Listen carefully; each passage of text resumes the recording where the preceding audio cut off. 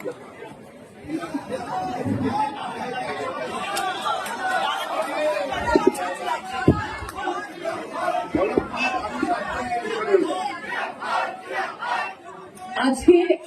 যে বার্তা দাদা আমাদেরকে দিলেন, সেটা আমরা একদম সবাই মিলে নিশ্চয়ই পালন করবো। কারণ আমরা সবাই, আবারও বলছি, দাদা দিদি বলেছেন, আমরা দলের জন্য আছি, আমরা দলকে জেতাবই এবং 2026-এ আবার তৃণমূল আসবে, এই লক্ষ্যের দিকে তাকিয়ে আমরা কিন্তু এগিয়ে যাবো, আমরা কাজ করব। এবং আমি এটাই চাইবো, যেটা দাদা আবার বললেন, এবং আমি আমার তরফ থেকে বিধায়ককে বলবো এবং তথা আমার সমস্ত কাউন্সিলররা যারা রয়েছেন সবাইকে বলবো, প্লিজ দলীয় যত কর্ম হবে সবাই যেন আমরা একসাথে কাজ করি।